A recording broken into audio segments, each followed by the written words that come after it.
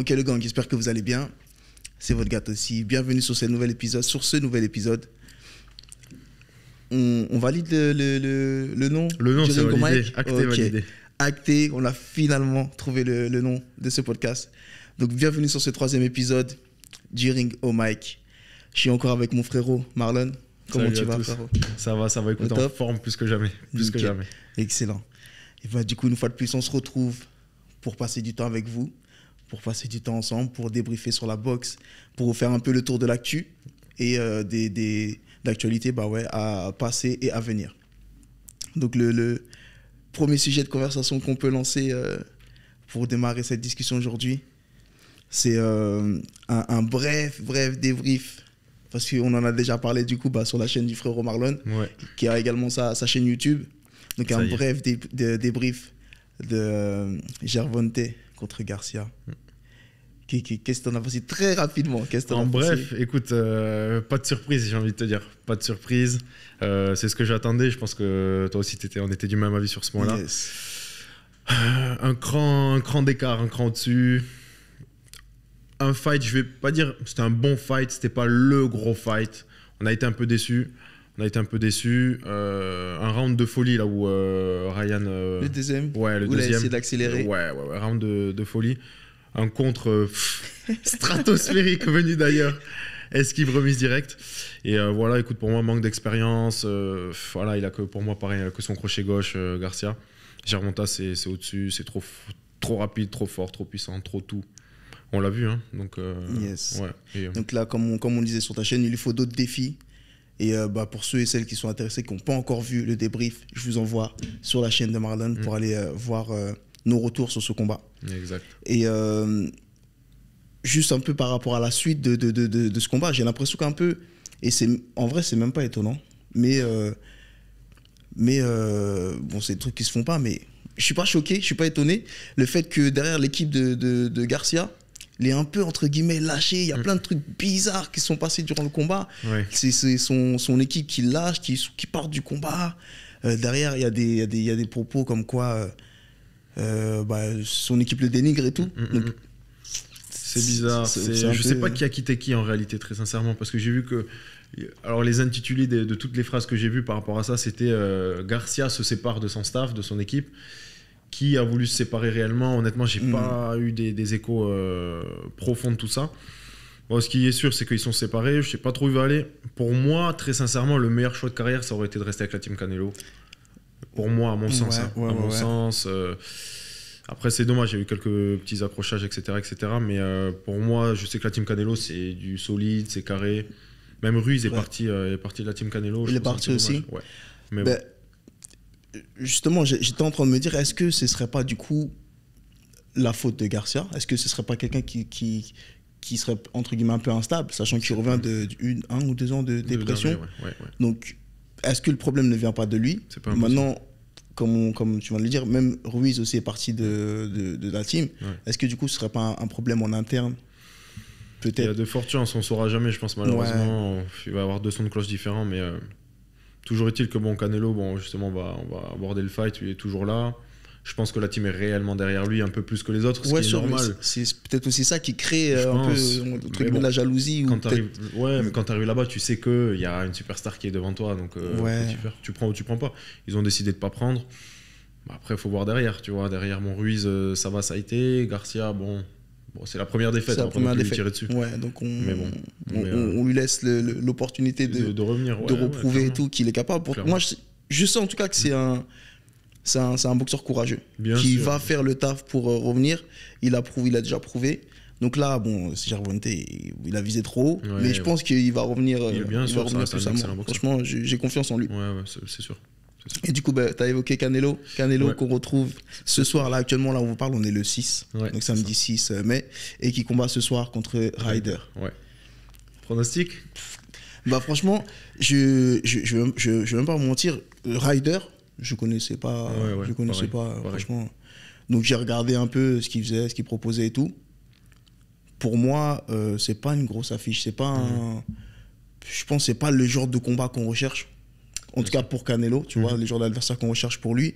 Donc c'est pas le genre de combat, je vais me lever la nuit. tu vois, pour regarder. Je vais le regarder en replay, tranquille. Pourtant, fan de Canelo, je kiffe et tout, mais je trouve le challenge, il est pas à la hauteur. Donc, malheureusement, ouais, c'est pas un petit fight, quoi, du coup, ouais, entre guillemets. Ouais, ça reste Canelo, plus une remise en forme un peu. On dirait on essaie de le remettre sur les rails, alors qu'il pourrait avoir tellement de challengers à son niveau. Ouais. Non, je suis d'accord, l'affiche est pas ouf.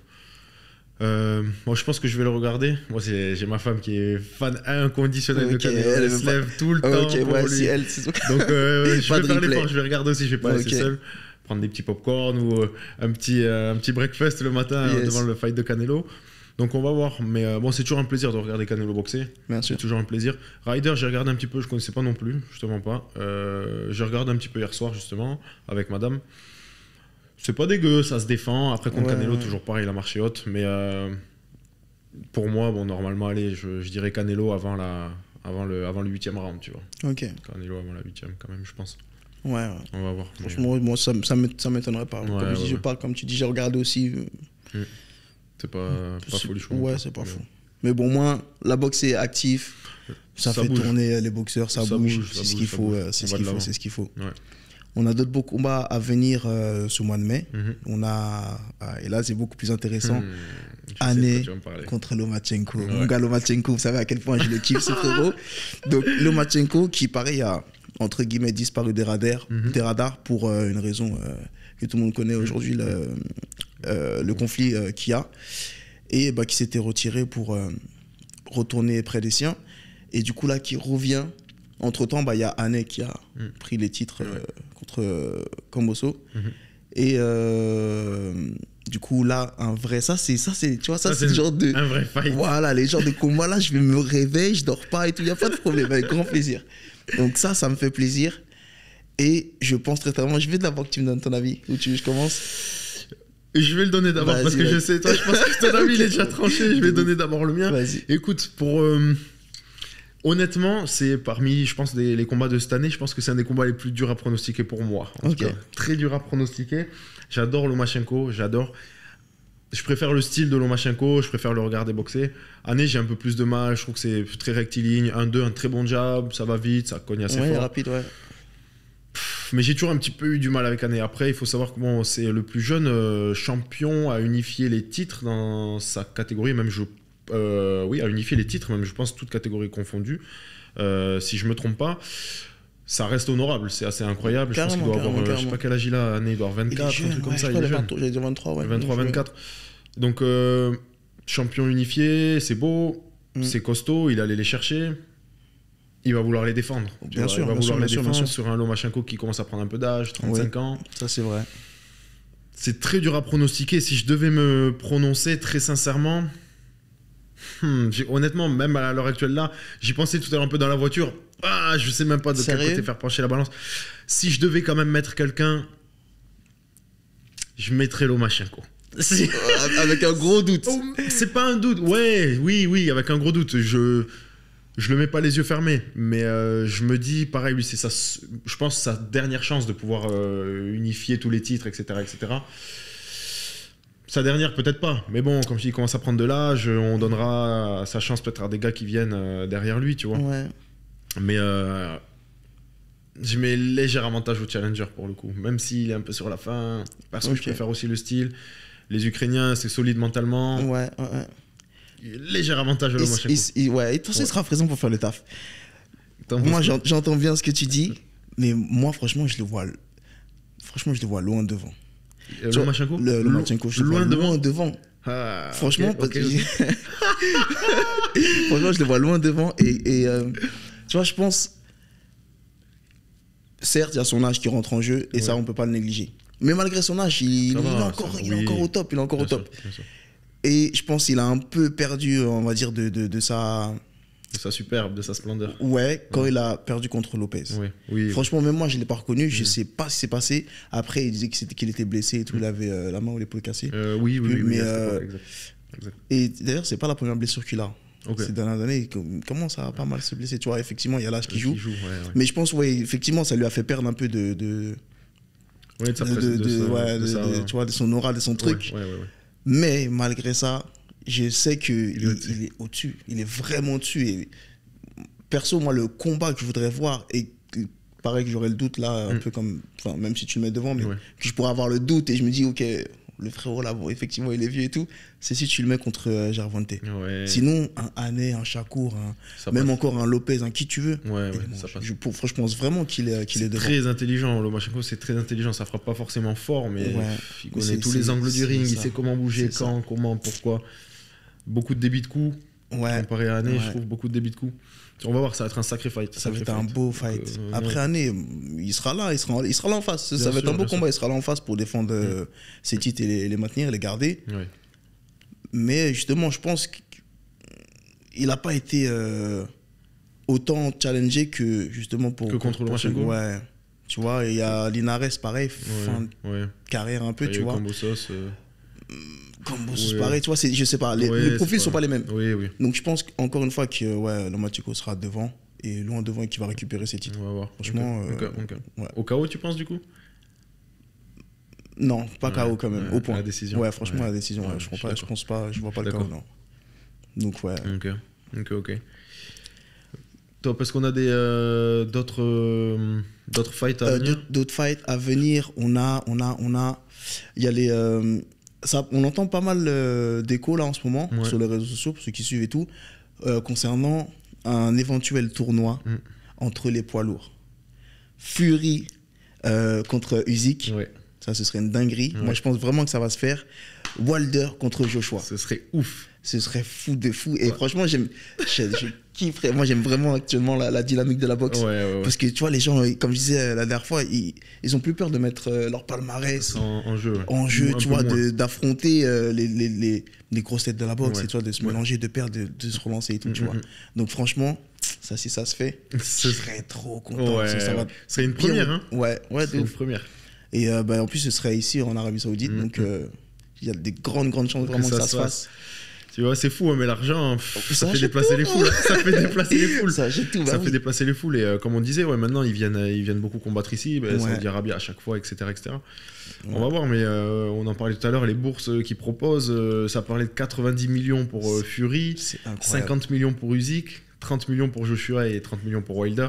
C'est incroyable, Il y a de quoi y aller. Il y a des vraies sommes, franchement, tu refuses même pas. C'est clair.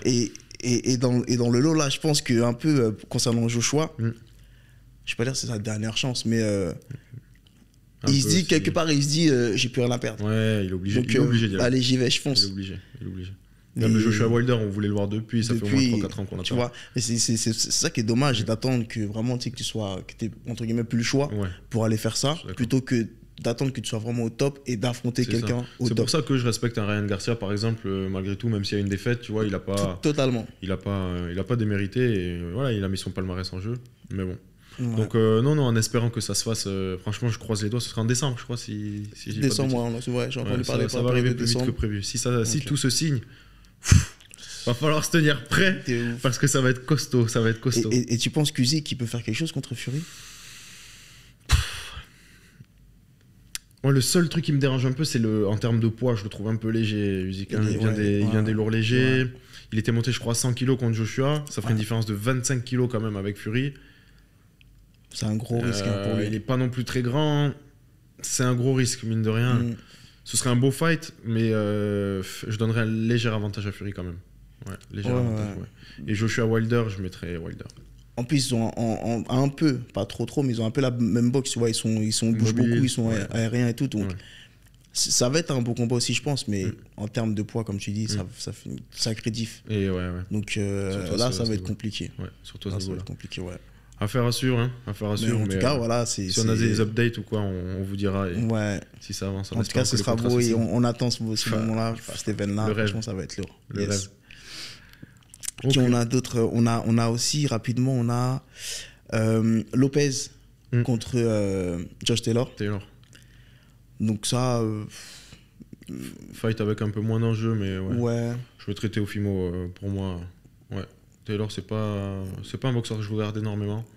Ouais, je connais un tout petit peu, mais tu sais, moi, pareil, Lopez, je l'aime bien, j'aime bien comme boxe et tout. C'est un bon boxeur, ça. Mais tu vois, là, je me dis, il commence à avoir des bons, gros, vrais challenges. Donc là, on va vraiment voir si ouais, c'est un bon boxeur qui va pouvoir aller loin et tout, etc. Ou est-ce que c'était juste un peu la fame et t'es monté. T'es redescendu aussi vite. Ouais, tu vois, donc ce combat, il m'intéresse. Il m'intéresse. J'ai hâte de voir vraiment comment il va s'en sortir, tu vois. Ouais. Et petite parenthèse, petite anecdote, il y avait Lopez qui avait perdu contre donc un gars de chez moi qu'on connaît tous, Sofiane Oumia, au JO 2016, si je dis pas de bêtises. Je crois que c'était les mêmes JO que Yoka. Ouais, quand ils étaient tous, ouais. Et Sofiane Oumia avait battu Teofimo Lopez, tu vois. Ouais, j'avais vu. Et Lopez est passé pro derrière. Juste derrière dans la foulée. Et il a fait un sacré bout de chemin entre temps. C'est ça. Ouais, c'est vrai que lui, il allait vite. Après, Oumia, il avait fait le choix de rester en boxe amateur pour retenter sa chance pour l'or. Malheureusement, chose qu'il n'a pas eu. Mais en tout cas, c'est honorable. Il a retenté et tout. Bien sûr. Et ouais, même période, effectivement, lui, il est passé pro. Il est là où il est. Ouais, c'est costaud. Beau parcours. En tout cas, aux boxeurs français, on leur souhaite la même. On leur souhaite d'aller aussi vite et aussi loin. D'être dans les gros shows américains. C'est dur, mais pas énorme de français. Hein, mais le peu qu'il y a, faut le soutenir. Hein. Faut le soutenir. Mais bon. Et j'ai vu encore passer un coup de gueule tout à l'heure. Parce que, en vrai, on a beaucoup, et on disait déjà la dernière fois, on a beaucoup de prospects, boxeurs français, qui sont loin d'être dégueux, qui sont grave prometteurs. Soro, Oubali, Kevin Lessadjo, Sissoko. On a énormément de monde en vrai. Oumia, etc. On a énormément de monde et malheureusement, on n'est jamais médiatisé. On n'est jamais mis en avant. C'est un truc de ouf. C'est un truc de dur. Ouf. Je pense qu'il faut des gens derrière. Hein, tu vois, il faut des gens derrière. Il faut des box qui vendent, tu vois. Malheureusement, il faut des box qui vendent. Moi, pour lequel... moi, c'est Arsène, tu vois. Je trouve que Goulamiri, on le pousse tellement pas vers l'avant aussi. Et tous les boxeurs français, de façon générale, hein, comme tu dis. Et c'est dommage parce que je trouve qu'on n'est pas assez reconnu, déjà, à notre juste valeur. Sur la scène internationale, il nous manque... tu vois, naturellement, tu vas retrouver des Anglais, des Américains, des Ukrainiens, etc. Mais c'est vrai qu'en tant que Français, on n'est pas connu. T'avais Mormec qui avait fait parler un peu de lui à l'époque, etc. Ok, mais sinon, c'est vrai que c'est dur. C'était encore le temps où justement la boxe était diffusée en télé et tout, tu vois. Donc là, plus rien, plus de rien. C'est revenu avec Yoka, mais bon, pas évident. Affaire à suivre. Mais t'avais même, Yoka, mais c'est le seul, tu vois, rien d'autre, aucun d'autre. Lui qui est dans la lumière. C'est un peu triste, c'est triste. C'est dur. Yes. Donc, j'ai ramené un petit cadeau aujourd'hui. T'as un petit cadeau? J'ai un petit cadeau, j'ai pris ma petite casquette. Partage-nous ça. Et on a des petites questions dedans, du coup, pour essayer de se connaître via des questions, d'accord? Donc il y a des petites questions qu'on ne connaît pas chacun. Elles ont été données par des personnes qui sont autour de nous. Et donc ça va concerner, de ce que j'ai pu entendre, des petites questions sur... j'ai eu une ou deux questions. Yes. Qu'est-ce que tu aimes bien dans la boxe d'un tel? Qu'est-ce que tu aimes pas là? Quel boxeur est peut-être surcoté ou autre, ou ci ou ça? Ouais, let's go, c'est parti, je te propose de démarrer. Je vais prendre... Ce qu'on va faire, je vais te donner quelques questions. Je vais en prendre d'autres.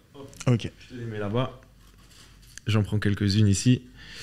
Je vais démarrer avec une première question. Hop.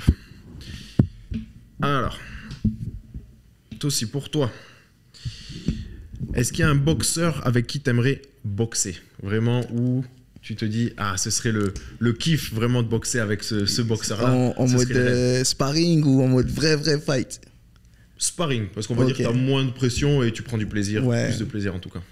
Ok, un boxeur avec qui je kifferais boxer.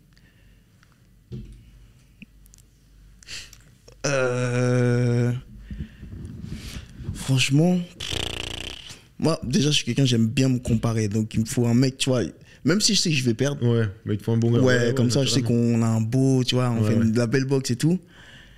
Qui est-ce que je pourrais dire? Même les superstars, hein, va chercher. Même superstars, vas-y, Qui tu veux. Le boxeur de tes rêves avec qui t'aimerais faire un sparring. Qui tu veux? Vas-y, Canelo. Vas-y, franchement, ouais, Canelo. Ouais, clairement, ok. Tu vois, ça passe bien. Il va me plier. Ouais, mais tu l'as fait. Mais tu dis, je l'ai fait, t'as vu, cela, c'est fait. J'ai sparring un Canelo, tu vois. C'était comment? Bah vas-y, j'ai tenu 2 rounds, tu vois. Mais Karim Canelo, tu vois. Ouais, ok. Il y a pas mal de boxeurs français avec qui j'ai tourné tout, haut niveau, ça, propre et tout, tu vois. Et je sais que, sans vouloir me vanter ou quoi que ce soit, je suis présent en sparring et tout, je fais le taf, je suis présent. Après, je sais qu'en combat, c'est encore autre chose. Ouais, bien sûr. Mais ouais, franchement, si c'est sparring, c'est que après, le mec, on te demande pas de gagner, il envoie et tout quand même, mais il y a quand même encore un peu de retenue. Ouais. Franchement, et Canelo. Ouais, franchement, c'est lourd. Ouais, normal. Yes, ok. Ah bon, toi, te poser une question alors. Qui est pour toi alors le visage de la boxe actuellement? Actuellement, le visage de la boxe, c'est-à-dire que si je ferme les yeux, je me dis la première personne qui me vient en tête. Même si c'est quelqu'un qui n'est pas forcément... Ouais, s'il faut que ce soit quelqu'un d'actif. Ouais, d'actif. Ouais, d'actif. En ce moment, le visage de la boxe, je dirais Gervonta. Je vais dire Gervonta en ce moment. Ouais. Pas parce qu'il a combattu... Alors si, un petit peu, naturellement, parce qu'il a combattu contre Garcia, mais pour tout, pour le parcours, pour la manière dont il boxe, l'agressivité qu'il a. On retrouve tout ce qu'on a besoin chez un boxeur en réalité. La technique, la vitesse, la puissance, le déplacement, le coup d'œil, l'intelligence, la stratégie, le visage de la boxe, l'histoire derrière. Complet, hein, c'est vrai. C'est tout ce qu'on veut chez un boxeur et tout ce qu'on attend, l'acharnement, la hargne, la haine même, tu vois, sur le ring, t'as le droit. Sur le ring, bien sûr, t'as le droit. Bon, lui, il est un petit peu en dehors du ring aussi parce qu'il va peut-être aller en prison, je crois, fin d'année. C'est à voir. Il a fait des choses pas très bien. Ouais. Mais en tant que boxeur, pour moi, actuellement, à l'heure actuelle, ça peut peut-être changer d'ici 2, 3, 6 mois. À l'heure actuelle, Gervonta. Ouais, clairement. Clairement. Franchement, totalement d'accord. Clairement. Ok, ici. Pour toi, quelles sont les erreurs à ne pas faire pour un boxeur? Les erreurs à ne pas faire pour un boxeur. Les erreurs à ne pas faire pour un boxeur, déjà, je pense qu'il y en a plusieurs. Déjà, ça va être Je pense déjà qu'il faut une ligne de conduite. Tu vois, que tu saches pourquoi tu le fais, où tu vas, où ça va te mener, tout, etc. Si tu es un peu dans le flou et tout, tu n'as pas de stratégie, je pense que tu es déjà un peu perdu. Et tu n'as pas le vrai but, tu n'as pas de raison et tout. Ouais. Pour moi, tu vas te perdre et tu risques de perdre un combat qu'au final, en temps normal, tu n'aurais pas perdu. Pas parce que le mec il est plus fort que toi ou quoi que ce soit, mais parce que tu n'es pas dedans. Donc, l'erreur à ne pas faire, c'est de ne pas avoir de pourquoi. La deuxième erreur à ne pas faire, ça, c'est pas nouveau, mais je vois que c'est commun. Et l'erreur, c'est que les boxeurs qui sont en plus actifs, c'est-à-dire ils sont toujours actifs, tu vois, ils boxent encore dans l'année, mais par exemple, vous faire un combat en janvier, tu revois le bonhomme après son combat en fin février, là, le mec, il a 10 kilos en plus, 15 kilos. Ouais, il y en a beaucoup. Qu'est-ce qui t'est arrivé, tu vois, alors que tu vas recombattre dans 2-3 mois. Donc toute l'année, ils font des yo-yo et tout. C'est archi mauvais pour ta santé, pour ton corps, pour tout, même pour ta carrière, pour les opportunités, pour tout. Donc ça, je trouve, ça c'est un manque de discipline, en fait. Et que ce soit dans la boxe ou dans les autres sports de combat, tu vois. T'es au débat. Alors qu'on peut t'appeler dernière minute, t'as telle opportunité et un titre à aller chercher en Angleterre ou aux États-Unis ou je sais pas quoi. T'es pas au poids. Donc tu peux pas le faire. Tu prends 15 kilos. Tu vois, tu peux grossir. T'as raison. Prends 3-4 kilos max. Et tu sais qui c'est comment t'appelles ça, l'homme qu'on va respecter pour sa discipline comme ça? C'est Floyd. Monsieur Floyd. Pour le coup, franchement, il n'y a rien à dire. C'est là où on peut dire ce qu'on veut sur cet homme-là, hein, qu'il a arrogant, ce que tu veux. Ouais. Mais niveau sportif, sur la discipline, c'est le meilleur. Rien à dire. Tu vois, non, je suis d'accord. Ouais. Tu sais que j'ai jamais vu blessé. J'ai jamais entendu blessure, fracture, je sais pas quoi, rien. Hygiène de vie irréprochable. Au top. Ouais, des fois, j'ai même vu un All Access. Je sais plus c'était lequel, je suis pas sûr, mais je crois que c'était contre Ortiz, mais je suis pas sûr. Où il disait que avant chaque combat, avant chaque entraînement, il se pesait. Ça fait que si, par exemple, il était plus léger que d'habitude, tu vois, normalement, t'es plus lourd, t'arrives plus lourd parce que tu sais, t'as mangé, t'as fait une dinguerie ou t'as entraîné, etc. Il arrivait, il se pesait avant chaque entraînement. Si aujourd'hui, il est plus lourd que son poids habituel, son poids naturel, il s'entraînait pas. Parce qu'il fallait pas qu'il dépasse, tu vois, qu'il fallait pas qu'il sorte de cette zone de poids, tu vois, ni dans le milus, ni dans le surplus. Discipline irréprochable. C'est incroyable. Donc, par exemple, tu viens à l'entraînement, t'es trop léger, bah, il va dire, je vais m'acheter un Sprite ou un Coca, etc. Tu vois, c'est ouf. C'est une dinguerie. Ouais, c'est costaud. Quand tu vois déjà ce genre de paramètres-là, qui au millimètre, tu sais que déjà, il est ailleurs, il est au-dessus. Dinguerie. Naturellement. Yes. Le boss de fin. De ouf. Le GOAT. Ok. Quel est ton coup préféré?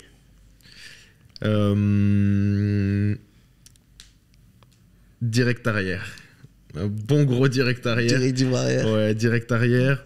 En plus, du coup, je suis gaucher. Donc, on décale le pied droit à l'extérieur. Paf! Directement, tout droit. Aïe. On vise le menton direct arrière. Sans hésiter. Direct arrière. Et en deuxième, je mettrais uppercut arrière en défensif. Mais en défensif. Un pas de retrait. Ouais, un petit pas de retrait. Mais sur un mec offensif qui s'y attend pas.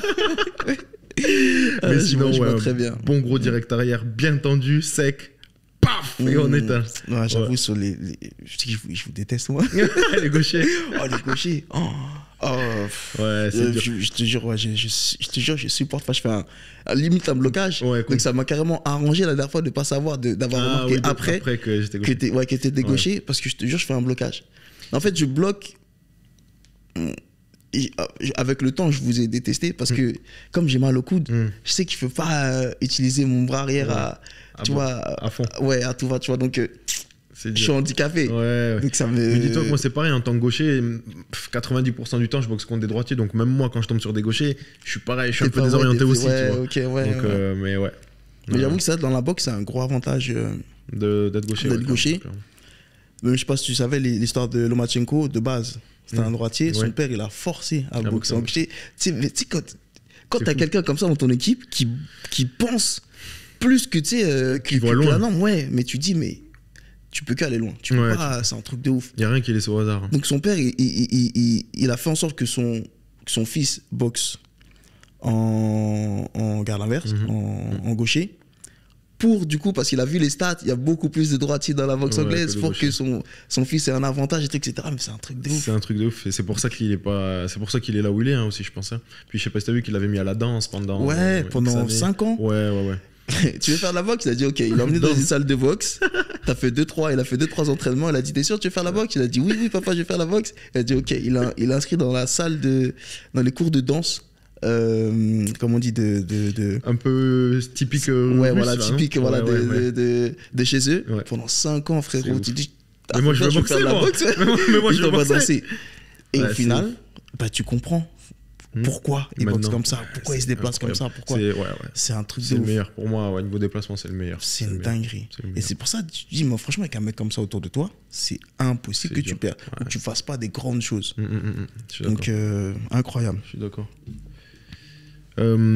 Ok. Alors pour moi, alors quel est le boxeur avec un talent qui est gâché pour toi, où vraiment tu te dis c'est dommage, tu vois, genre un Hatem Ben Arfa au foot, tu vois, un gars qui a un talent, un potentiel incroyable et tu te dis parce que pas de discipline ou des trucs extra sportifs à répétition. Faut que je cherche un peu. Franchement, un mec avec un niveau de ouf, je sais qu'il y en a plein. Ouais. Mais là, la fois, j'y arrive pas à décrocher, mais la première personne qui vient en tête, je te dis, c'est mon frère. Ah ouais, ok. Et un mec à l'aise, d'abord, il a commencé au foot. Donc un mec à l'aise au football et tout, fort, bon niveau, tout reconnu à droite, à gauche et tout. Centre de détection, tout ça, on le repère et tout, il a refusé. Et pareil, il a toujours boxé en parallèle. Et pareil, la boxe, il aurait pu faire des trucs de ouf. Et ouais. En plus, il est chez les poids lourds. Donc ça va vite, poids lourds, il n'y a pas beaucoup de monde et tout. Ce serait parti super vite. Mais pareil, pour le fun, tu vois. Comme moi, tu vois, pas de stratégie, juste pour le fun. Et au final, il n'a pas pris au sérieux, malheureusement. Mais aujourd'hui, il joue encore au foot. Il boxe toujours. Mais pour le fun, toujours, tu vois. Il y a des gens comme ça. Il y a des gens comme ça. Mais franchement, des mecs comme ça, t'en as plein. Après, je veux pas, j'ai aussi un autre nom qui me vient en tête, mais je veux pas le citer parce que il est encore dedans. Tu vois, il est comme ça, tu vois. Il est bancal, mais il est encore dedans. Donc, on lui laisse encore ses chances et ok. il n'est pas vieux en plus, donc Ok. il a vraiment encore le temps de percer, de faire ce qu'il veut faire. Ouais, ce qu'il peut faire et tout. Et vite fait, une troisième personne, Bakary Diabira. C'est un mec de chez moi, 3 fois champion de France amateur, était en équipe de France pendant nombreuses années, et qui malheureusement n'a pas suivi par la suite dans le monde professionnel. Ok. Et dommage. Et c'est le genre de mec qui a motivé tout le monde à la boxe au quartier. Ouais, ok. Tout vient de lui. Ouais. Et au final, il s'auto-sabote. Et ouais, lui, non, tu vois, et pourtant c'est une référence. Ouais. Tu parles le boxe, il est dedans. Ouais. Et malheureusement, non, il a. Ouais, il y en a beaucoup, Enfin, c'est ouais, dommage. après, C'est le genre de personne, tu dis, dommage. Ouais, pourtant, il est toujours dédié à la boxe. Hein. Ouais. Toujours, actuellement, il encadre l'équipe de France, il a l'INSEP. Ok. Tu vois, mais j'aurais trop voulu le voir dans mon professionnel. C'est incroyable. Mais je sais qu'il aurait fait des choses folles, tu vois. Il était dans la même catégorie du coup de Kevin et Sadjo. Ils sont eux-mêmes en plus affrontés à 2 reprises en finale des championnats de France. Mais du coup, Kevin est là où il est, il a poursuivi et il a bien avancé. Et lui, malheureusement, non. Ouais, donc, je suis vraiment les plus talentueux triste, au coin, c'est la discipline et le travail qui paye au final. Ouais, c'est un peu triste, mais voilà les noms qui me sont venus en tête. Okay. Mais il y en a plein d'autres. Il y en a dans tous les clubs, il y en a des tonnes et des tonnes. Il y en a un qui me vient en tête comme ça parce que j'ai vu encore des trucs ce matin et hier. Et je sais que sa santé mentale, c'est dur pour lui en ce moment et tout. Je sais pas si tu vois qui c'est, Adrian Bronner. Oui. Ah, je le vois, il court sur la piste. Ouais, tu l'as vu, j'ai vu ce matin aussi, c'est dur. Et tu vois, merci que tu le mentionnes. Mais je l'adore, il boxe tellement bien, il est tellement fort, c'est tellement dommage. À un moment, moi, il était dans mon top 3. Ouais, franchement, moi aussi. Floyd, il a arrêté sa carrière, lui, c'est là où il a pop-up, tu vois. Ouais. Il était dans mon top 3. Ouais, je suis d'accord. Un tueur. C'est tellement dommage. Oh là là. Ça va vite, c'est technique, il y a le show. C'est dommage. Et je voyais, il avait mis c'était un post ou une story et il disait. Après, il le dit, hein, tu vois, mais il disait qu'il avait des addictions, qu'il a des addictions au jeu, qu'il a besoin de parier tout le temps pour tout et rien, à l'alcool et au sexe, tu vois. Donc, malheureusement, tu vois, quand tu as de l'argent, après, c'est là où Floyd, je reviens dessus, où tu dis que c'est un monsieur parce qu'il a tout eu, il peut tout avoir, mais malgré tout, tu es à la salle. Il n'est pas tombé, il est resté focus. Et là, Bronner, c'est dommage, il a de l'or dans les mains et là, comme tu le vois courir sur la piste, il prend du ventre, machin. C'est dur, ça me fait mal au cœur, mais j'espère qu'il va revenir. J'espère qu'il va revenir. Je pense pas qu'il revienne au même niveau, mais j'espère pour lui que quand il va revenir, du moins, il va gagner. Ouais, c'est ça. Ça, j'allais dire, même s'il revient, malheureusement, il sera plus le Bronner qu'on a connu, tu vois. Là, quand c'est comme ça, c'est triste, mais tu sais, tu reviens parce que tu as des besoins. Tu reviens plus parce que tu es. Je pense que même financièrement, tu vois, je pense que ça doit être. Je pense que c'est toujours accro à la boxe et tout, mais tu viens plus parce que tu as des besoins financiers qu'autre chose. Ouais, je suis d'accord. C'est plus pareil. Ouais, malheureusement. Je suis d'accord. Mais ouais, tu fais bien de le citer. Mon gars, Bronner, je l'ai trop kiffé. Trop. Il est chaud. Ok, donne-nous une anecdote sur toi en boxe. Une anecdote sur moi en boxe. Un truc tout bête, tout con. Je suis gaucher, mais je sais boxer en droitier. Okay. Et comment, du coup, honnêtement, très sincèrement, si tu m'avais dit apprends à boxer en droitier, je t'aurais dit laisse-moi. Je suis gaucher, je suis un pur gaucher de la main, du pied. Je suis un pur gaucher dans tout ce que je fais. Et j'ai appris à boxer en droitier et je trouve personnellement très correctement, malgré moi. Pourquoi ? En donnant des cours collectifs au tout début quand j'ai commencé à entraîner. Parce qu'il fallait que je me positionne en tant que droitier pour montrer l'exemple à tout le monde et que du coup ça parle à tout le monde. Si je me mettais en gaucher, il fallait que tout le monde inverse. Et tu sais comment c'est dur pour des personnes de tout inverser, la gauche devient la droite, etc. Et du coup, j'ai donné des cours collectifs pendant, je crois, 3 ans. Et sur 3 ans, au final, tout ce que je montrais, c'était en droitier. Okay. Et pour te dire à quel point, je boxe naturellement mieux en gaucher, mais j'arrivais au point où... même quand je voulais montrer quelque chose en gaucher, je me mettais en garde de droitier, je me disais merde, tu vois, je suis dans la mauvaise truc. Donc c'était devenu limite un petit automatisme de me mettre en droitier, etc. Donc petite anecdote toute bête comme ça, mais je sais boxer en droitier. Ok. Ouais, je sais boxer en droitier. C'est fou. Je ferais pas un fight, après ça dépend de contre qui, je peux le faire. Ouais. Je serai pas tout aussi efficace, mais je peux te faire un round ou la moitié d'un round en droitier, etc. Ok, tranquille. Ça sera plus dur, mes appuis sont plus mauvais aussi, je suis moins ancré dans le sol, j'ai un petit peu plus de mal naturellement, mais je sais boxer en droitier. Et c'est un truc où jamais de ma vie j'aurais pensé le faire, tu vois. Et au final, de par l'apprentissage pour apprendre aux autres. Au final, ça peut passer. Donc petite anecdote toute bête comme ça. Toute bête. Yes. Monsieur Tossi, le moment que tu kiffes le plus à l'entraînement? Le moment où je kiffe le plus à l'entraînement, ça je pense que ça ne va même pas être dur de répondre. Moi je suis un gars du sparring. Je suis un gars, il me faut du sparring moi. Franchement je peux skip tout l'entraînement, le reste je m'en fous. C'est le quartier. Comme à l'entraînement au foot, tu veux juste mais pendant longtemps si je venais à l'entraînement, déjà j'arrivais en retard, bon c'était pas ma faute et tout, mais j'arrivais en retard. Sparring, je suis content, ça m'arrange. Il n'y a pas de sac, il n'y a pas de truc, non. Sparring, j'y allais à froid. Mais là c'est mon moment, je kiffe. Donc tout ça, sparring. T'enlèves tout, le sac, le truc. Pourtant, faut pas négliger, faut le faire. Tout, échauffement, sac, corps, tout ça, faut le faire. Mais mon moment, moi, c'est sparring, frère. Même si, une fois de plus, même si je me fais taper, moi, j'ai pas de honte. Tranquille, on me tape, tranquille. Mais j'ai kiffé. J'ai kiffé. C'est le moment. Je suis bien, c'est mon moment. C'est ça. J'aime trop ça. Et je rajoute un petit truc en plus, du coup, le moment que tu détestes. Le moment que je déteste, par contre, ça va être quoi? Est-ce qu'il y a vraiment un moment que je déteste? Moi, c'est l'échauffement, frère. Ça me saoule de m'échauffer, je sais pas, ça me saoule. Je le fais, nécessaire, obligatoire, mais je prends pas de plaisir à m'échauffer. Je prends aucun plaisir. Il y en a peut-être qui aiment et tout. Moi, m'échauffer, ça me saoule. Je veux rentrer dans le vif du sujet direct. Direct. Je le fais parce que, naturellement, il faut, mais sinon, je trouve ça chiant. Inutile, genre? C'est pas inutile, parce que c'est utile, mais si je pouvais le skipper, ok. Si je pouvais, je le ferais. Moi j'ai envie de moi j'ai jamais détesté, mais j'ai vraiment commencé à apprécier à partir du moment où j'étais blessé. Parce que j'ai compris l'intérêt vraiment de s'échauffer et de pas négliger, tu vois. Mais sinon, c'est là, je le fais sans problème. J'ai jamais détesté, quoi. Alors, quelle valeur la boxe représente pour toi? Quelle valeur la boxe représente pour moi? Beaucoup de valeurs. Waouh, il y en a tellement. Franchement, en vrai de vrai, il y en a tellement. La première des valeurs que la boxe véhicule, pour moi, que je peux te sortir, ça va être l'humilité. C'est la première qui me vient en tête, l'humilité. Même si tu te prends pour un caïd, même si tu crois que t'es chaud, ça va vite te faire redescendre. Donc l'humilité, ça te rend très humble. Des valeurs de partage, parce que tu le veuilles ou non, tu boxes avec quelqu'un, c'est une danse, t'es à deux, donc c'est un moment que tu partages, tu vois, c'est une émotion que tu vis avec une personne, que tu le veuilles ou non. Donc une grosse notion de partage, de respect qui rentre en compte.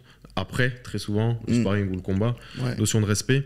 Et c'est fou parce que c'est du respect qui vient avec de la violence, tu vois. Naturellement, le respect, on doit être gentil, on doit être respectueux. Là, c'est une notion tout autre, tu vois, tout opposé, où la violence emmène le respect, tu vois. Et je trouve ça complètement fou, tu vois. C'est complètement fou. Et vu de l'extérieur, ça peut paraître complètement illogique, tu vois. Mais en fait, ça l'est totalement. Et ça l'est totalement. On se respecte parce que t'es un bonhomme. Tu te l'es donné, je t'ai mis des trucs, t'es resté debout, tu t'es relevé.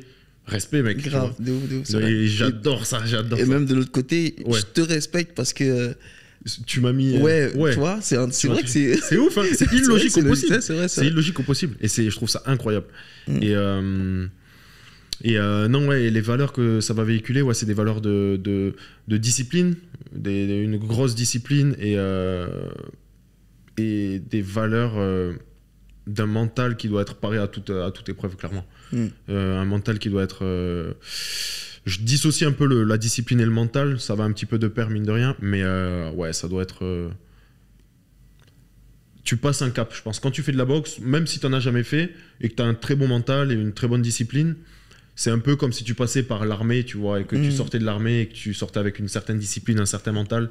Tu sais que tu peux faire vivre des choses à ton corps et à ton mental que tu n'aurais peut-être pas pu avant, et tu sais que tu peux encaisser bien des choses, tu vois, même si c'est complètement en dehors dans la vie de tous les jours, où naturellement avant tu aurais peut-être baissé les bras ou quoi, tu sais que quand tu as un mental de champion, j'appelle ça vulgairement un mental de champion parce que tu fais de la boxe, mais tu sais que tu peux encaisser et tu vas dire c'est pas ça qui va me faire baisser les bras. Tu vas t'arrêter et tout, donc, faire continuer d'avancer. Ouais.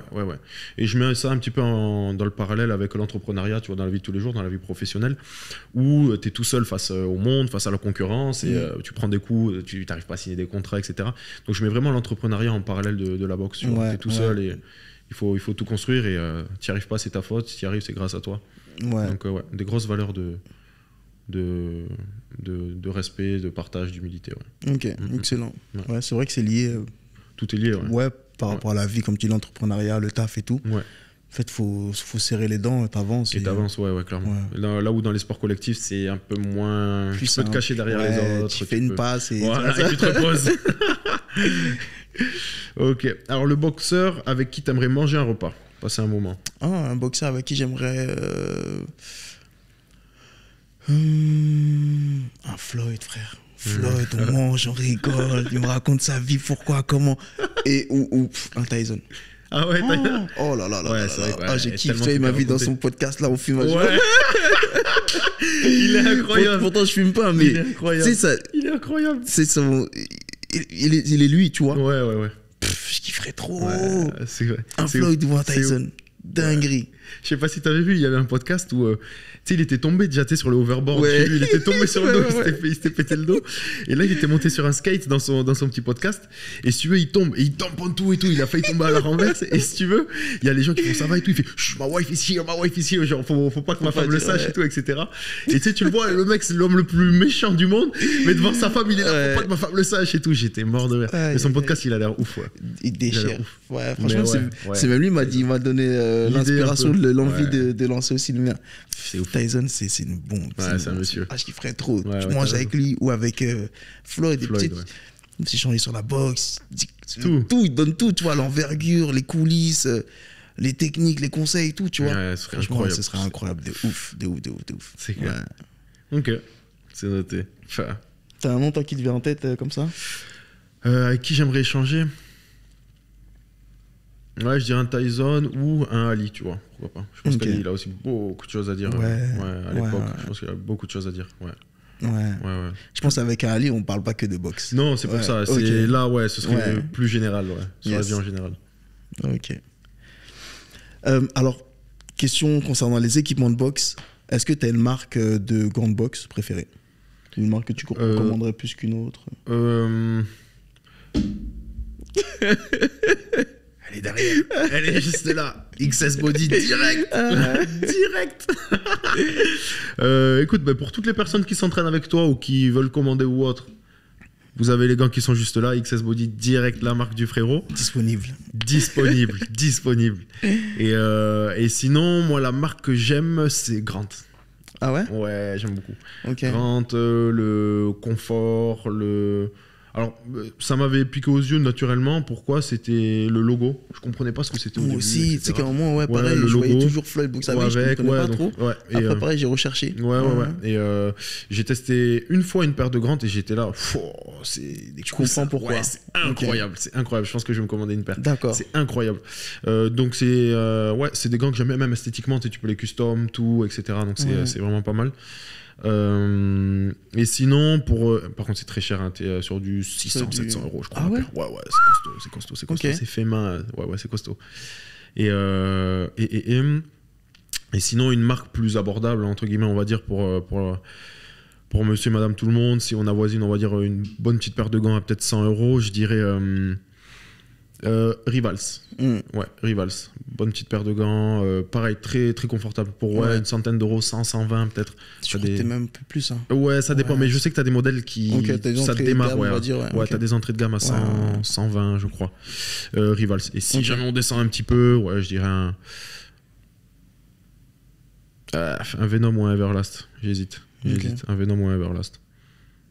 Ouais, Venom, il monte un peu en gamme là. Après, c'est plus du pied-point en général, le Venom. Bon, t'as Lomachenko qui boxe en Venom, il est sponsorisé, mais je suis pas forcément fan. Mais s'il y a des gens qui nous regardent et qui hésitent un petit peu, Ça va dépendre de vous, de l'esthétique du gant, des couleurs, etc. Mais en termes de confort, bon, Everlast, ça reste une valeur sûre pour moi. Okay. Je sais pas si tu as des marques un peu préférées, toi. J'aurais dit Rival, pareil. Ouais, j'ai beaucoup tourné, j'ai tout testé, j'ai tout pris, tout acheté et tout. Et quand j'ai découvert Rival, moi, je prends une paire à la saison et je fais tout avec, sparring, sac et tout, tu vois. Ouais. Et tous mes gants, bah, ils font une saison. Saison d'après, tu peux pas les retirer, ils sont morts, tu vois. Ils commencent à s'ouvrir, t'as mal aux mains et tout. Quand je suis tombé sur Rival, tu gardes les gants 2 ans minimum, tu vois. Donc, non, c'est une très bonne marque. Très bonne marque. Qualité, solide et tout, franchement, rien à dire. Donc, Rival, je valide. Et Grant, j'ai pas testé. J'ai testé qu'une fois, moi, tu vois, j'ai testé qu'une fois. Et non, je confirme, c'est costaud. Ouais, c'est costaud. J'aimerais bien tester du coup. Il faut, si t'as l'occasion. Ok, pour toi, le boxeur le plus sous-coté. Où vraiment tu te dis, il est pas là où il doit être. Un boxeur sous-coté.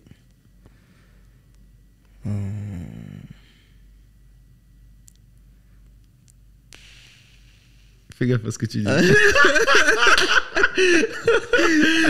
gaffe à ce que tu dis.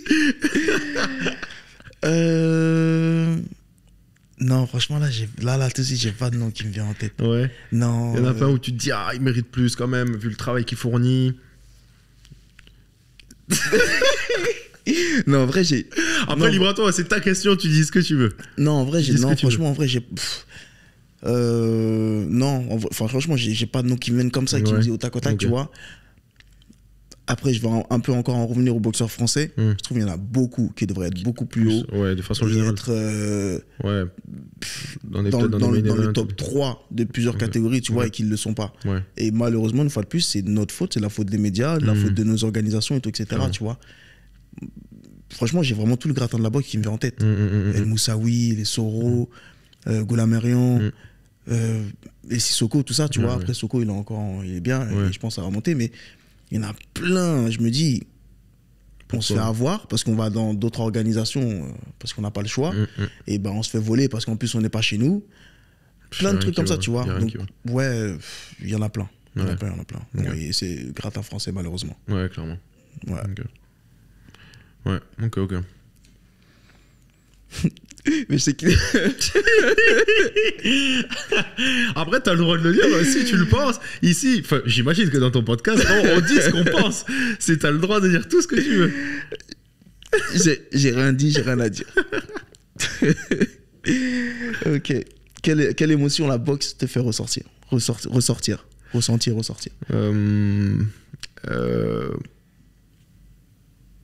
Ce que je ressens quand je boxe, moi le monde s'arrête, hein. Franchement, quand je boxe, le monde s'arrête, tous les problèmes ils restent à l'entrée de la salle, je suis sur un nuage quand je boxe, je pense à rien d'autre, je kiffe mon moment, c'est un des seuls, honnêtement je pense que c'est un des seuls trucs où je pense à rien quand je boxe, je pense qu'à ça.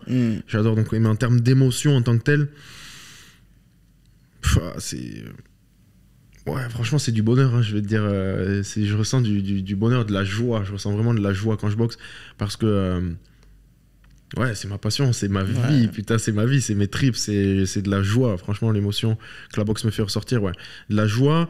Et de temps en temps, quand ça devient dur, alors là, maintenant, je fais plus de compète, mais quand je faisais pas mal de compétitions, quand tout devenait dur, etc., les entraînements, tu fais des 7-8 rounds de fractionnés, que t'en peux plus, t'as 2 doigts de vomir, t'as envie de chialer, etc. C'est de la... Il y a une petite part d'énervement qui me dit qu'est-ce que tu fous là, pourquoi tu t'affliges ça, etc. Mais je sais que c'est pour mon bien, etc. Yes. Donc il y a l'énervement, je le compte pas, mais c'est une part une émotion, c'est de la fierté que je ressens, de la fierté de me dire je le fais, même si c'est dur, je passe outre, tu vois. Donc de la joie et énormément de fierté quand je boxe. Je suis fier de boxer, Alors. Je suis fier. Et toi, t'as des émotions qui te viennent en particulier? Ouais, moi franchement, c'est bête, hein, mais je me sens vraiment comme le roi du monde. J'ai tout gagné dans ma vie, je suis au top, je suis la meilleure version de moi-même. Franchement, je suis un mélange de tout, de super-héros, de champion, je suis le meilleur. Franchement, et c'est bizarre, tu vois. Mais c'est le vrai toi. Ouais. Tu sais, pourtant, t'es en train de te battre, t'es en train de prendre des coups, donner des coups, tu vois. Mais c'est un moment, c'est un truc de ouf. C'est le meilleur moment. C'est lourd. C'est très lourd. Magnifique. Yes. Magnifique. Dernière question. Après, il y a 2 petits sujets que j'aimerais qu'on évoque. Carrément. Dernier, ton combat préféré? Est-ce que tu as un fight où vraiment c'est... Ouais, j'en ai même plusieurs, mais vraiment celui où je pourrais regarder encore et encore et encore et encore et encore, c'est Floyd contre Gatti. Oui, ok, classique. Une masterclass. Ouais, classique. Oh là là, franchement, tous ceux qui connaissent pas la boxe, je leur recommande de regarder ce combat-là. Et de mettre des pauses. Tu veux il faut comprendre ce qu'il est rembobiner et tout. C'est incroyable. Et j'ai vu, tu sais qui c'est qui en a parlé? C'est Gervonta qui a dit juste avant le combat, on lui posait quelques questions et on lui demandait un de ses combats préférés, je crois, et il a répondu. Il a cité celui-là aussi. C'est une masterclass. Franchement, celui-là, faut le regarder. Tu peux le regarder dans 10 ans encore et encore. Tu comprends vraiment qui c'est Floyd et l'intelligence qu'il place, mais c'est un compas c'est incroyable, c'est minutieux, c'est parfait, le timing, la rapidité, précision, tout. Il y a tout. Pourtant à ce moment-là Gatti était au-dessus, c'était lui le niveau était plus ancien, le GOAT de la catégorie, tu vois. Il a mangé, incroyable. T'en as un toi qui te vient en tête là? Moi il y en a que je pourrais regarder encore et encore. C'est plus parce que c'est une belle guerre que... ça reste technique aussi. Et il y a Gatti dedans. C'est contre Mickey Ward. Alors, je sais pas si tu dis quelque chose, ce fight. Non. Si tu le connais pas, je t'envoie le lien dès qu'on sort. Vrai, il avait été élu combat de la décennie. C'était dans les années... Je veux pas dire de bêtises, mais dans les années 96, 97, je dis peut-être une grosse bêtise. C'est un fight d'anthologie pour moi, combat de la décennie. Et ils se sont mis des trucs, mais frérot, je me suis dit comment ce gars-là peut rester debout. Ils se sont mis des trucs, et Gatti, c'est là où tu te dis, il en a pris plein la tête, il est resté debout, il s'est relevé à chaque fois, et il en a mis plein la tête de l'autre côté. C'est une guerre incroyable, franchement, pour tous ceux qui nous regardent pareil. Ward vs Gatti, je vous le recommande, il est incroyable, une guerre comme j'ai jamais vu. Ok, vraiment. Je vais le regarder fort. Je mettrai quelques extraits, c'est quoi, dès demain, on va se réveiller avec quelques extraits au réveil. Ça marche, parfait. Nickel. Tout à l'heure, je suis tombé sur une vidéo de toi avec Thibaut InShape. J'ai pas fini de regarder la vidéo, je vais finir de la regarder tout à l'heure. Et j'aimerais un peu que tu nous en parles, parce que je sais pas s'il y a un truc qui se prépare et tout. Mais en tout cas, c'est lourd, c'est honorable ce qu'il fait. Et son parcours. Donc, est-ce qu'on a le droit peut-être une petite actualité, un petit scoop là? Un petit truc. Écoute. Honnêtement, j'ai rien de croquant à te donner. Malheureusement, j'ai rien de croquant parce qu'il n'y a rien de prévu. Alors, il l'aimerait. C'est pas que même s'il avait pu faire un fight plus tôt, il l'aurait fait. C'est juste question d'organisation, etc. Il avait déjà contacté quelques agences d'événementiel, etc. pour promouvoir le truc. Ça prend beaucoup de temps. On avait entendu parler de 2-3 noms potentiels qu'il pouvait prendre, des Instagrammeurs ou des YouTubeurs, etc. ou des mecs de Twitch. Je ne vais pas forcément dire de nom. Je ne sais pas s'il veut, donc je tairai les noms. Le truc c'est que c'est honorable pour parler un petit peu de la vidéo brièvement. Il a fait pour ceux qui n'ont pas vu la vidéo, il a fait une rétrospection sur depuis le début où il a commencé la boxe. Donc ça fait maintenant 2 ans. Donc j'étais son coach, c'est moi qui l'ai formé du début, alors pas jusqu'à la fin puisqu'après je suis venu à Dubaï, donc je l'ai remis entre les mains d'autres coachs.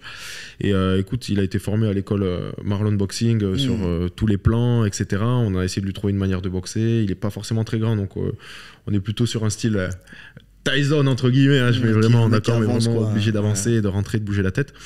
Et écoute, si tu veux voir quelques trucs, ça a été, pour moi ça a été ça a été vraiment une aventure parce que honnêtement ça a été une des personnes pour moi où j'ai eu le plus de mal à entraîner parce qu'il y avait beaucoup de choses qui allaient pas, on va dire. Beaucoup de choses qui allaient pas en termes de timing. C'était surtout des problèmes de timing, de coordination, où on était en dessous de la moyenne et il a fallu passer au-dessus, mais surtout moi aussi parce que il a fallu être patient. C'est pas facile, mais après je peux pas lui enlever, c'est un gros bosseur. Ça, je lui tire mon chapeau, c'est un gros bosseur, il n'y a rien à dire. Il va analyser, il va aller se renseigner, trucs, etc. Il va demander des feedbacks, qu'est-ce que je peux faire de mieux, comment je peux m'entraîner tout seul, il n'y a rien à dire. Mais de base, c'était pas gagné, c'était dur. Et des fois, je rentrais, je mettais 1 heure pour aller chez lui, 1 heure aller, 1 heure retour. Sur les retours, j'étais là, putain, ça va être dur, c'était chaud. Mais beau parcours, et au bout de 2 ans, tu verras, je pense un peu à la fin de la vidéo, c'est pas dégueu ce qu'il propose du coup. Mais déjà, il m'avait déjà étonné, il avait fait une mise de gants contre Greg MMA. Je savais moi qu'il boxait déjà. Un peu, oui, ça se voit un peu, ça se voyait un petit peu. Mais si je dis pas de bêtises, j'avais déjà surpris un truc. Ah, ok. Ouais, pas une vidéo, tu vois, mais un... Ah, tu sens... t'avais entendu un truc? Ouais. Ok. Et du coup, quand je l'ai vu sur Greg, ça m'a pas étonné, tu vois. Okay. Et je me suis dit, il va montrer un peu ce qu'il sait faire. Et quand j'ai vu boxer, je me suis dit, ah ouais, mais ça y est, ça va, il boxe, tu vois, il part pas de... Ouais. Donc, t'as bien bossé. Mais honnêtement, après, il est allé... Donc, on a fait quoi? On a fait une bonne année seul, que lui et moi, on a fait 1 an à fond. Et ensuite, il est allé dans un petit club pas trop loin de chez lui, où là, du coup, il a commencé. Donc, moi, j'ai commencé à lui faire des petits sparring, des petits tests matchs, etc.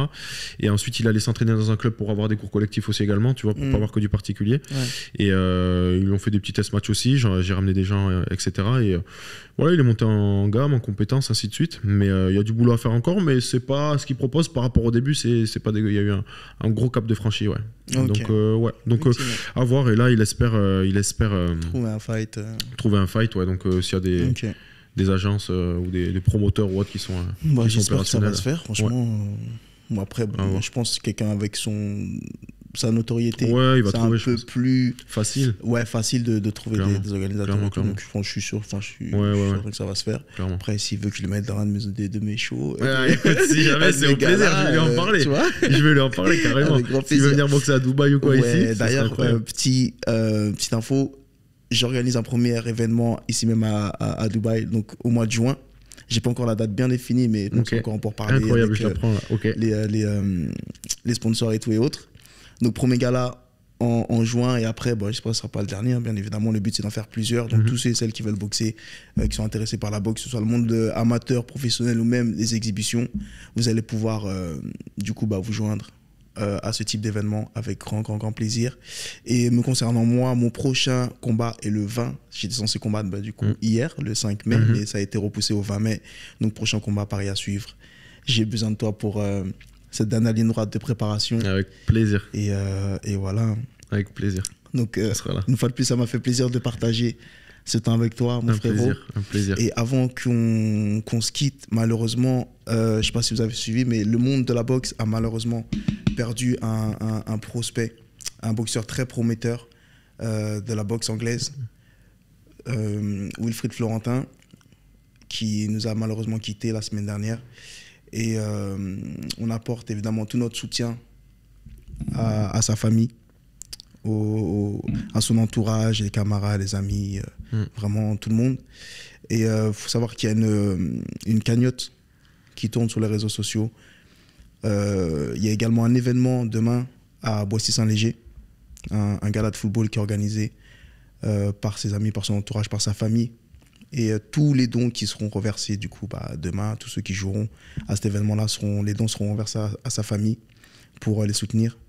Et donc je mettrai le lien à la sortie de cette vidéo dans la description si la cagnotte est toujours en ligne, pour que vous puissiez la partager, participer, partager et soutenir sa famille dans cette épreuve. Donc voilà, on se quitte malheureusement sur cette mauvaise nouvelle, mais on vous dit à très bientôt pour un prochain épisode.